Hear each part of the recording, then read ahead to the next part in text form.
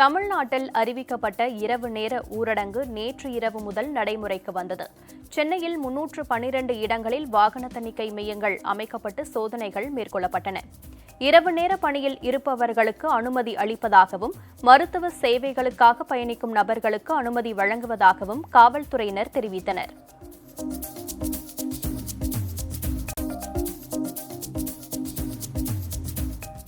தமிழகத்தில் நேற்று ஒரே நாளில் 6,983 பேருக்கு கொரோனா தொற்று பரவியுள்ளது. சென்னையில் மட்டும் நேற்று 3,759 பேருக்கு கொரோனா தொற்று உறுதியாகியுள்ளது. கொரோனாவில் இருந்து இதுவரை 27,07,779 பேர் குணமடைந்து வீடு திரும்பியுள்ளனர்.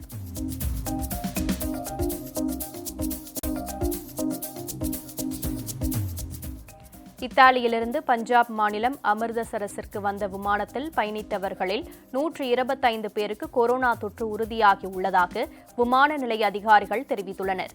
ஒரே விமானத்தில் பயணித்த 125 பேருக்கு கொரோனா தொற்று உறுதியானது மக்களிடையே கலக்கத்தை ஏற்படுத்தியுள்ளது.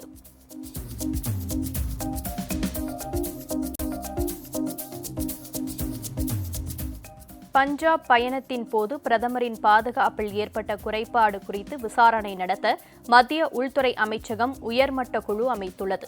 விசாரணை நடத்தி அதன் அறிக்கையை விரைந்து சமர்ப்பிக்க இந்த குழுவிடம் வலியுறுத்தப்பட்டுள்ளது.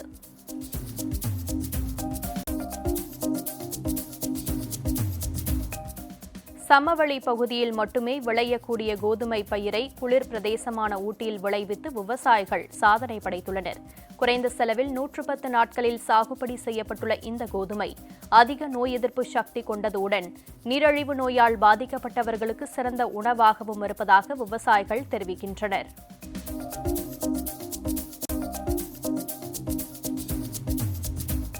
ராமநாதபுரம் மாவட்டம் கன்னிராஜபுரத்தில் ரேஷன் கடையில் வழங்கப்பட்ட பொங்கல் பரிசு தொகுப்பில் 18 பொருட்கள் மட்டுமே இருப்பதாகவும், அந்த பொருட்களும் தரமற்ற வகையில் இருப்பதாகவும் புகார் எழுந்துள்ளது. இந்த குற்றச்சாட்டை தெரிவித்த மூதாட்டி தன்னை ரேஷன் கடை ஊழியர்கள் தாக்க வந்ததாக வேதனை தெரிவித்துள்ளார்.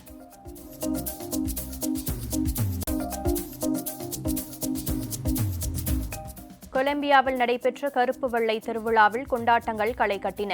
ஆப்பிரிக்கா, ஸ்பெயின் கலாச்சாரங்களை பறைசாற்றும் இசை நடன நிகழ்ச்சிகள் நடைபெற்றன.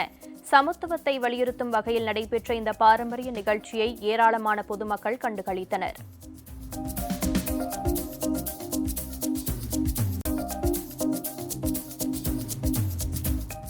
கொரோனா தடுப்பு நடவடிக்கையாக வெள்ளி முதல் ஞாயிற்றுக்கிழமை வரையிலான 3 நாட்களுக்கு கோயில்களில் தரிசனத்திற்கு தடை விதிக்கப்பட்டுள்ளதால் கன்னியாகுமரி மாவட்டத்தில் உள்ள 400க்கும் மேற்பட்ட கோயில்கள் மூடப்பட்டுள்ளன. பிரசித்தி பெற்ற நாகர்கோவில் நாகராஜா கோயில், சுசீந்திரம் தானுமாலயா சுவாமி கோயில் உள்ளிட்ட அனைத்து கோயில்களும் மூடப்பட்டுள்ளதால் கோயில்கள் பக்தர்களின்றி வெறிச்சோடி காணப்பட்டன.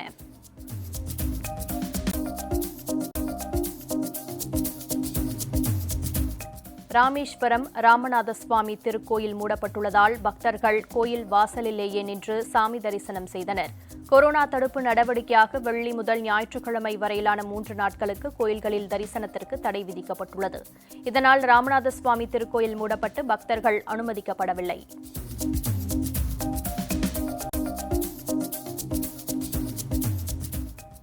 முழு ஊரடங்கு தினமான ஞாயிற்றுக்கிழமை வண்டலூர் உயிரியல் பூங்கா மூடப்படும் என்று பூங்கா நிர்வாகம் அறிவித்துள்ளது. மற்ற நாட்களில் கொரோனா வழிகாட்டு நெறிமுறைகளை பின்பற்றி பூங்கா திறக்கப்படும் என்று தெரிவிக்கப்பட்டுள்ளது. வார நாட்களில் பூங்காவிற்கு வருகை தரும் பார்வையாளர்கள் அனைவருக்கும் உடல் வெப்பநிலை பரிசோதிக்கப்படும்.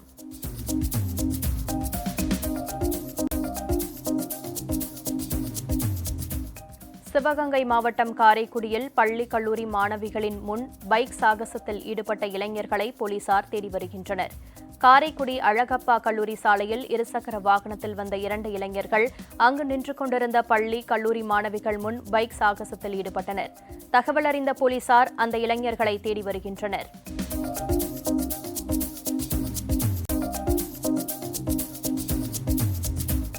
ராணுவ ஹெலிகாப்டர் விபத்தில் உயிரிழந்த இந்திய ராணுவ வீரர்களுக்கு குன்னூர் நஞ்சப்பா சத்திரம் பகுதியில் தமிழக ஆளுநர் RN ரவி மலர்தூவி அஞ்சலி செலுத்தினார். கடந்த 18 நாட்களாக ராணுவ கட்டுப்பாட்டில் இருந்து வந்த நஞ்சப்பா சத்திரம் பகுதியிலிருந்து ராணுவம் வெளியேறி தடையை விலக்கிக் கொண்டது குறிப்பிடத்தக்கது.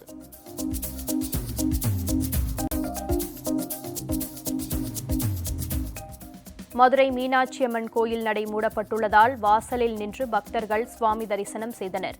டாஸ்மாக் கடைகளை மூட உத்தரவிடாத தமிழக அரசு வழிபாட்டிற்கு தடை விதித்திருப்பது வேதனை அளிப்பதாக தெரிவித்துள்ள பக்தர்கள் கோயில்களில் கட்டுப்பாடுகளுடன் வழிபாட்டிற்கு அனுமதிக்க வேண்டுமென கோரிக்கை விடுத்துள்ளனர்.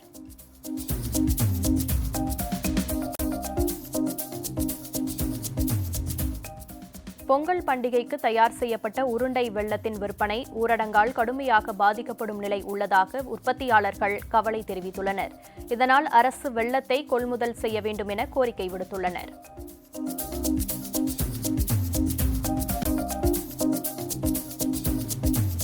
கொரோனா பரவல் தடுப்பு நடவடிக்கையாக தனுஷ்கோடிக்கு சுற்றுலாப் பயணிகள் செல்ல தடை விதிக்கப்பட்டுள்ளது.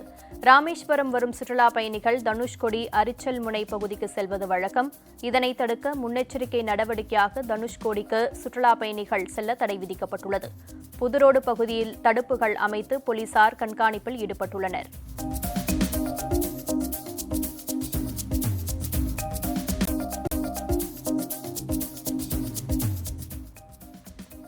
திண்டுக்கல் மாவட்டம் பழனி அடிவாரம் மற்றும் கிரிவீதி பகுதிகளில் ஆயிரக்கணக்கான வெளிமாநில பக்தர்கள் சுவாமி தரிசனத்துக்காக குவிந்த நிலையில் கோயிலுக்கு செல்ல அனுமதி இல்லாததால் பாத விநாயகரை வழிபட்டு திரும்பி சென்றனர்.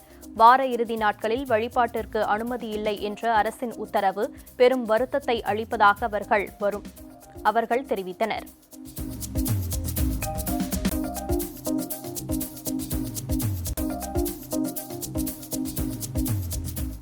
செங்கல்பட்டு இரட்டை கொலை வழக்கில் தொடர்புடைய 2 ரவுடிகள் போலீசாரின் என்கவுண்டரில் சுட்டுக் கொல்லப்பட்டனர். இரட்டை கொலை சம்பவம் தொடர்பாக ஒரு பெண் உட்பட 4 பேரை போலீசார் கைது செய்தனர். இவர்களில் தினேஷ், மொய்தீன் இருவரும் போலீசை தாக்க முற்பட்டதாக கூறப்படுகிறது. முன்விரோதம் காரணமாக இரட்டை படுகொலை நடந்திருக்கலாம் என விசாரணையில் தெரியவந்துள்ளது.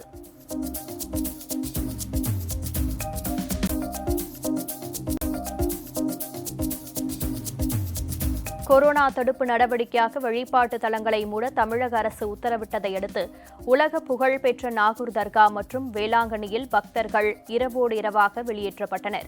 முன்னதாக கால்மாட்டு வாசல், தலைமாட்டு வாசல், கிழக்கு வாசல், அலங்கார வாசல் என தர்காவின் 4 வாசல்களும் மூடப்பட்டன. இதேபோல புகழ்பெற்ற வேளாங்கண்ணி பேராலயம் மூடப்பட்டு பக்தர்கள் வெளியேற்றப்பட்டனர்.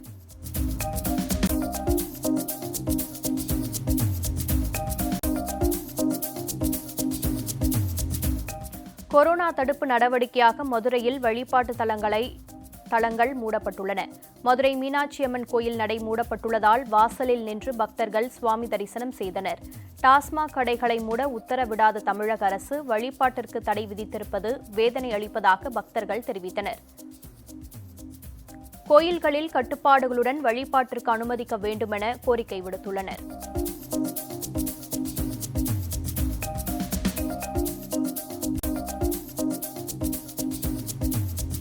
திருப்பூர் மாவட்டம் உடுமலையில் தமிழக அரசின் மேற்பார்வையில் இயங்கும் தனியார் இளம் புழு வளர்ப்பு மையங்களில் தரமற்ற வெண்பட்டு புழுக்கள் விநியோகிக்கப்பட்டதால் வெண்பட்டு விவசாயம் கடுமையாக பாதிக்கப்பட்டுள்ளதாக புகார் தெரிவித்து வெண்பட்டு புழுக்களுடன் பட்டு வளர்ச்சி வாரிய அலுவலகத்தை விவசாயிகள் முற்றுகையிட்டனர்.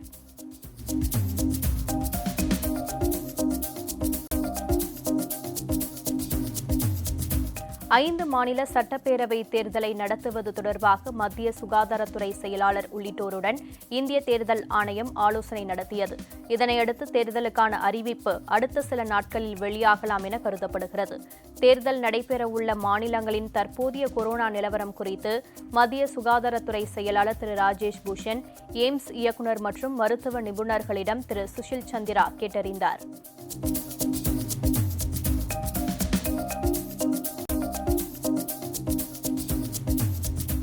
5 மாநில சட்டப்பேரவைகளுக்கு விரைவில் தேர்தல் நடைபெறவுள்ள நிலையில் வேட்பாளர்களுக்கான நாடாளுமன்ற மற்றும் சட்டப்பேரவை தேர்தல் செலவு தொகை உச்சவரம்பு உயர்த்தப்பட்டுள்ளது. தமிழகம் உள்ளிட்ட பெரிய மாநிலங்களில் சட்டசபை தேர்தலில் போட்டியிடும் வேட்பாளரின் செலவு தொகைக்கான உச்சவரம்பு 28 லட்சம் ரூபாயிலிருந்து 40 லட்சம் ரூபாயாகவும், சிறிய மாநிலங்களுக்கு 20 லட்சம் ரூபாயிலிருந்து 28 லட்சம் ரூபாயாக அதிகரிக்கப்பட்டுள்ளது.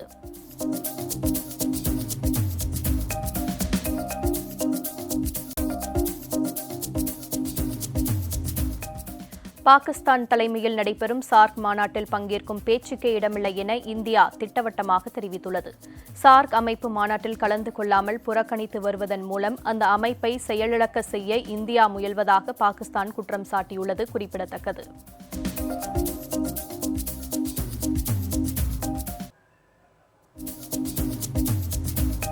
லடாக்கின் சட்டவிரோத ஆக்கிரமிப்பு பகுதியில் பாலம் கட்டி வரும் சீனாவின் நடவடிக்கையை ஏற்க முடியாது என தெரிவித்துள்ள வெளியுறவுத்துறை அமைச்சகம், இந்தியா தனது பாதுகாப்பை உறுதி செய்வதற்கான அனைத்து நடவடிக்கைகளையும் மேற்கொண்டு வருவதாக கூறியுள்ளது. சீனாவின் இந்த நடவடிக்கையை ஏற்க முடியாது என்று வெளியுறவுத்துறை அமைச்சக செய்தி தொடர்பாளர் அரிந்தம் பாக்சி தெரிவித்தார்.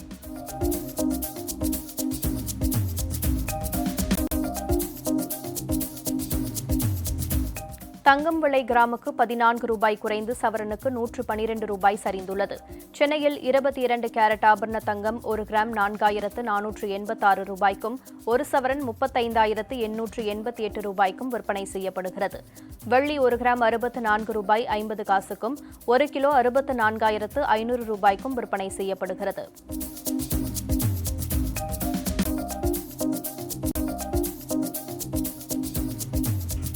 இந்திய பங்குச்சந்தைகள் இன்று உயர்வுடன் தொடங்கின. மும்பை பங்குச்சந்தை குறியீட்டு எண் சென்செக்ஸ் இன்று காலை வர்த்தகம் தொடங்கிய போது 335 புள்ளிகள் உயர்ந்து 59,937 புள்ளிகளாகவும், தேசிய பங்குச்சந்தை நிப்டி 102 புள்ளிகள் அதிகரித்து 17,848 புள்ளிகளாகவும் இருந்தன. அந்நிய செலாவணி சந்தையில் அமெரிக்க டாலருக்கு நிகரான இந்திய ரூபாயின் மதிப்பு 74 ரூபாய் 41 காசாக இருந்தது.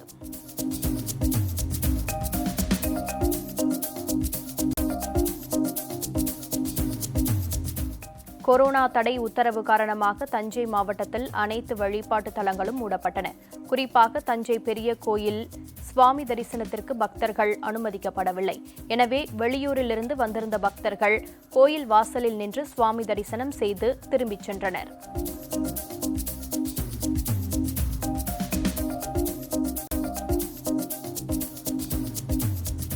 தமிழக அரசின் தடை உத்தரவால் நாமக்கல் ஆஞ்சநேயர் கோயில் நடை அதிகாலையிலேயே சாத்தப்பட்டது. இருப்பினும் வெளி மாவட்ட மற்றும் வெளி மாநில ஐயப்ப பக்தர்கள் கோயிலின் வெளியே நின்றபடி சுவாமி தரிசனம் செய்து வருகின்றனர்.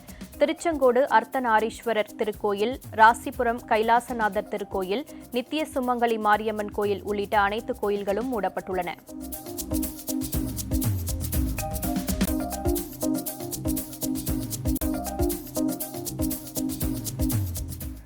திருநள்ளாறு சனீஸ்வரன் கோயில் நலன் குளத்தில் நீராட காரைக்கால் மாவட்ட நிர்வாகம் தடை விதித்துள்ளது. காரைக்கால் மாவட்டத்தில் கொரோனா பரவல் அதிகரித்து வருவதால் கட்டுப்பாடுகள் இன்று முதல் மீண்டும் தீவிரப்படுத்தப்பட்டுள்ளன. நலன் குளத்தில் பக்தர்கள் நீராட தடை விதிக்கப்பட்டுள்ளதால் குளத்திலிருந்து தண்ணீரை வெளியேற்றும் பணியை கோயில் நிர்வாகம் மேற்கொண்டது. மேலும் பிற தீர்த்தங்களில் பக்தர்கள் குளிக்கவும் தற்காலிகமாக கோயிலில் தங்கவும் தடை விதிக்கப்பட்டுள்ளது. எனினும் வழிகாட்டு நெறிமுறைகளை பின்பற்றி சுவாமி தரிசனம் செய்ய அனுமதிக்கப்படுகின்றது.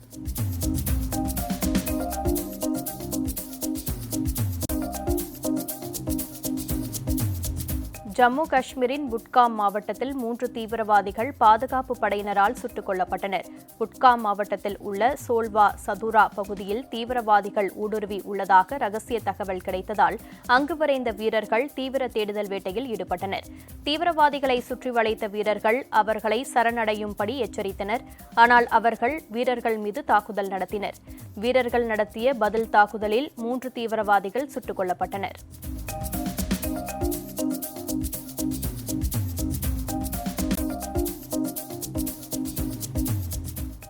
இந்தியாவில் செலுத்தப்பட்டுள்ள கொரோனா தடுப்பூசி டோஸ்களின் எண்ணிக்கை 150 கோடியை நெருங்கியுள்ளதாக மத்திய சுகாதாரத்துறை தெரிவித்துள்ளது. நாட்டில் கடந்த 24 மணி நேரத்தில் 94,47,056 டோஸ் தடுப்பூசி செலுத்தப்பட்டுள்ளதாகவும், ஒட்டுமொத்தமாக 149 கோடியே 66,81,156 டோஸ் கொரோனா தடுப்பூசிகள் போடப்பட்டுள்ளதாகவும் மத்திய சுகாதாரத்துறை அறிக்கையில் தெரிவிக்கப்பட்டுள்ளது.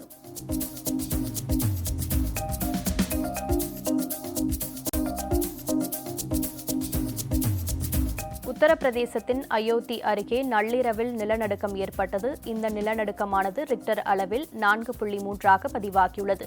அயோத்தியிலிருந்து 176 கிலோமீட்டர் தொலைவிலும் 15 கிலோமீட்டர் ஆழத்திலும் இந்த நிலநடுக்கம் மையம் கொண்டிருந்ததாக தேசிய நில அதிர்வு மையம் தெரிவித்துள்ளது. நிலநடுக்கத்தால் ஏற்பட்ட சேத விவரங்கள் குறித்து தகவல் எதுவும் வெளியாகவில்லை.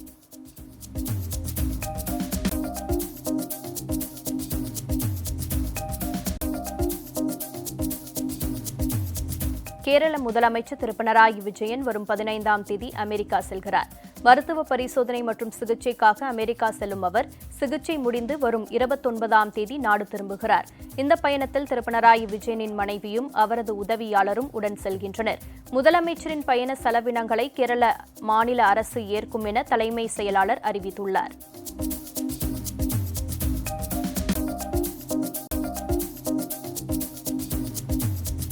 தமிழ்நாடு கூட்டுறவு சங்கங்களின் தேர்தல் விதிமுறைகளில் மாற்றங்கள் கொண்டுவரும் சட்ட மசோதா சட்டப்பேரவையில் தாக்கல் செய்யப்பட்டது. கூட்டுறவு சங்க தேர்தல் ஆணையர் மற்றும் உறுப்பினர்களின் பதவிக்காலம் 5 ஆண்டுகளிலிருந்து 3 ஆண்டுகளாக குறைக்க இந்த மசோதா வழி செய்கிறது. இதற்கு எதிர்ப்பு தெரிவித்து அதிமுக உறுப்பினர்கள் சட்டப்பேரவையிலிருந்து வெளிநடப்பு செய்தனர்.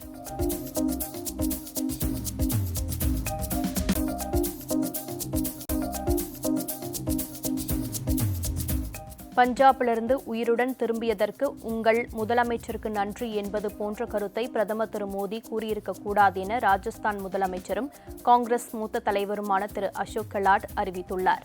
நேற்று முன்தினம் பஞ்சாப் நிகழ்ச்சிகளை ரத்து செய்துவிட்டு பதிண்டா விமான நிலையம் வந்த பிரதமர் திரு மோடி அங்கிருந்த அதிகாரிகளிடம் நான் உயிருடன் திரும்பியதற்கு உங்கள் முதல்வருக்கு நன்றி என தெரிவித்துள்ளார். பிரதமரின் இந்த வார்த்தைகள் பெரும் விவாதத்தை கிளப்பியுள்ளன.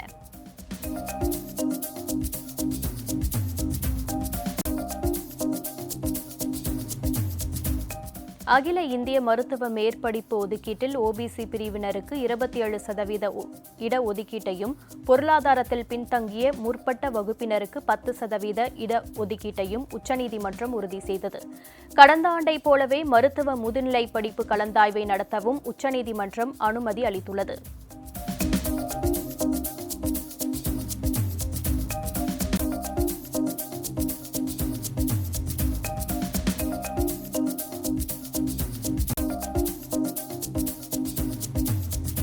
தமிழகத்தில் வரும் 15ஆம் தேதி திருவள்ளுவர் தினம் மற்றும் 18ஆம் தேதி வடலூர் ராமலிங்கர் நினைவு நாள் அன்று டாஸ்மாக் மதுபான கடைகள் மூடப்படும் என டாஸ்மாக் நிர்வாகம் அறிவித்துள்ளது.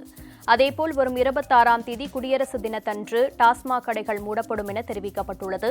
ஆண்டுதோறும் திருவள்ளுவர் தினம், வடலூர் ராமலிங்கர் நினைவு நாள் மற்றும் குடியரசு தினத்தன்று டாஸ்மாக் கடைகள் மூடல் குறித்து மாவட்ட நிர்வாகம் அறிவிப்பு வெளியிடும்.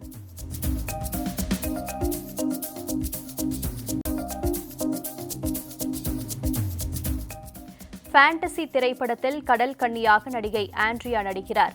துப்பாக்கி முனை திரைப்படத்தை இயக்கிய தினேஷ் செல்வராஜ் இயக்கும் பெயரிடப்படாத ஃபேன்சி படத்தில் அவர் கடல் கன்னியாக நடிக்கிறார்.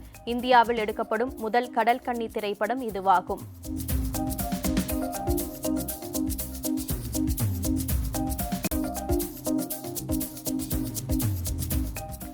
நடிகர் ஜெயம் ரவியின் அடுத்த திரைப்படத்தில் நடிகை தான்யா ரவிச்சந்திரன் நடிக்கிறார். இந்த திரைப்படத்திற்கு தற்காலிகமாக JR28 என்று பெயரிடப்பட்டுள்ளது.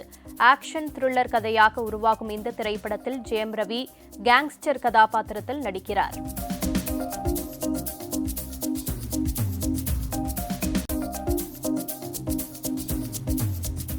தெலுங்கு நடிகர் மகேஷ் பாபுவுக்கு கொரோனா தொற்று உறுதி செய்யப்பட்டுள்ளது. தற்போது துபாயில் இருக்கும் மகேஷ் பாபு தனக்கு கொரோனா தொற்று உறுதி செய்யப்பட்டிருப்பதாகவும் அதனால் தனிமைப்படுத்திக் கொண்டதாகவும் தன்னுடைய ட்விட்டர் பக்கத்தில் தெரிவித்துள்ளார்.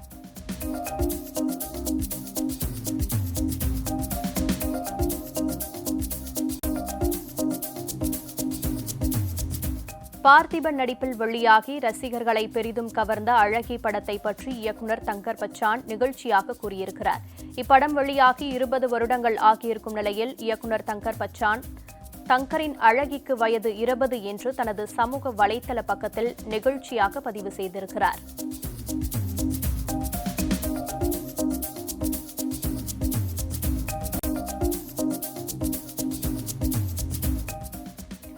தமிழ் சினிமாவில் முன்னணி நடிகராக வலம் வரும் கார்த்தி சர்தார் படத்தின் முதற்கட்ட படப்பிடிப்பை நிறைவு செய்திருக்கிறார். இதனைத் தொடர்ந்து தற்போது இந்த படத்தின் அடுத்த கட்ட படப்பிடிப்பை கார்த்தி தொடங்கியுள்ளார் என்ற தகவலை இயக்குநர் PS மித்ரன் அவருடைய சமூக வலைதள பக்கத்தில் ஒரு வீடியோவுடன் பகிர்ந்துள்ளார்.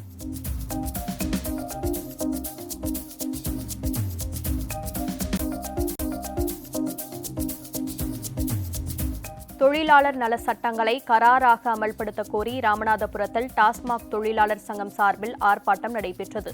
தொழிலாளர் நலத்துறை அலுவலகம் முன்பு நடைபெற்ற இந்த ஆர்ப்பாட்டத்தில் ஏராளமான டாஸ்மாக் ஊழியர்கள் கலந்து கொண்டனர்.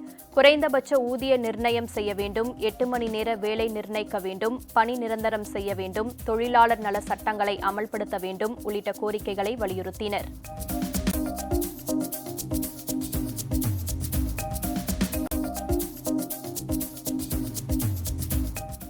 ஈரோடு மாவட்டம் சத்தியமங்கலத்தை அடுத்துள்ள பவானிசாகர் கராச்சிக்கொரை பகுதியில் தோட்டத்திற்குள் புகுந்த காட்டு யானைகள் வாழை மரங்களை சாய்த்து சேதப்படுத்தியது. தற்போது காய்பிடிக்கும் தருவாயில் உள்ள வாழை மரங்களை சேதப்படுத்தியதோடு ஊடுபயிராக போடப்பட்டிருந்த பூசணிக்காய்களையும் சாப்பிட்டுவிட்டதாக தோட்டத்தின் உரிமையாளர் சித்ரா தெரிவித்தார். யானைகளுக்கு தேவையான உணவை வனப்பகுதியில் ஏற்பாடு செய்யாததால் அவை தோட்டத்திற்குள் நுழைவதாக தமிழ்நாடு விவசாயிகள் சங்கம் குற்றம் சாட்டியது.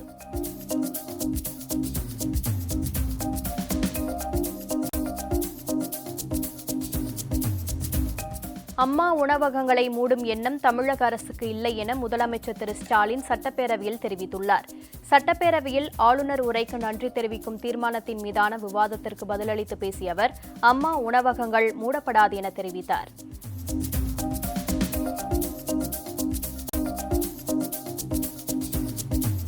பஞ்சாப் சென்ற பிரதமர் திரு மோடியின் பாதுகாப்பு விஷயத்தில் ஏற்பட்ட குளறுபடி துரதிருஷ்டவசமானது என கர்நாடக முன்னாள் முதலமைச்சர் திரு தேவகவுடா தெரிவித்துள்ளார். நாட்டின் உயர்ந்த பதவியில் இருக்கும் தலைவரை பாதுகாக்கும் விஷயத்தில் கவலைப்பட தேவையில்லை என்று மிகையான மனநிறைவு அடைவதில் அர்த்தமில்லை என்றும் கடந்த காலங்களில் நடந்த நிகழ்வில் இருந்து பாடம் கற்க வேண்டும் என்றும் அவர் குறிப்பிட்டுள்ளார்.